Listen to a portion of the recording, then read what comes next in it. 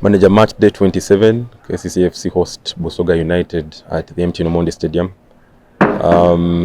Coming from back-to-back wins from Toro and then to Bright Stars at home. How does KCCFC approach this game tomorrow? First of all, I have to thank the Almighty for the gift of life. I thank the players and the technical team for the input they are putting into the team. It's very sad that we didn't take the trophy, but we are trying our best to see that the team starts playing well and winning our last games to take a good position on the table. Going into tomorrow's game, KCCFC have a very great record against Busoga United, 2 draws and 8 wins against this team. They have never beaten KCCFC. Does KCCFC maintain this perfect record? How do you get into this game with all this kind of confidence? Playing a side that is 4 points below the relegation zone, they normally come quite hungry, especially sides that are trying to fight for survival. How do you approach this game? Thank you. It's quite a good question. We do need this game so much, despite the fact that they are in such conditions. We know they are going to come very hungry to see that they take points, but we do need those points so much because of the position we want to catch. We know they don't want to be relegated. They are going to come all out, fight, play well, disturb us in some areas, but we are ready to answer them because all the remaining games means a lot to us.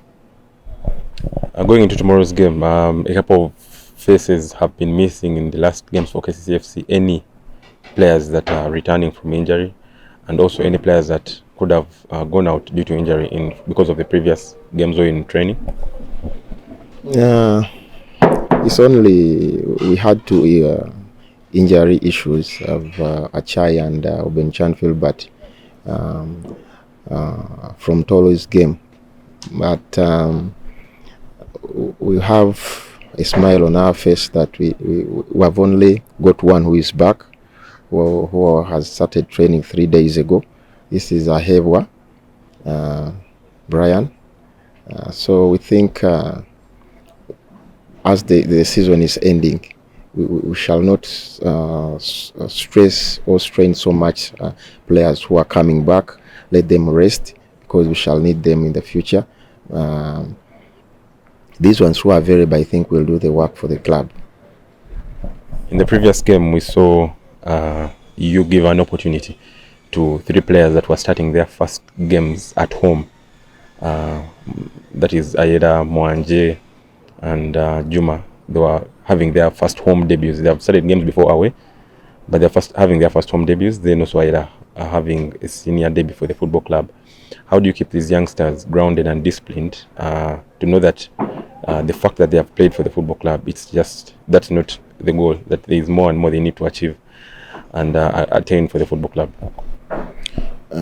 My goal is to shape players in this team, neither young or old, but my main concern is having players who are really disciplined and patient. It's useless for me to put a young player on the pitch when he's not ready to bring results. So many people have been talking about that, saying coach hasn't given young players so much playing time, but there are things they lack to play. Sometimes there are things they lack to play such a high competition level football. So that's why sometimes I take them slowly to get to know the things the club needs, to get to know how people learn winning, the mentality, the playing style of the club.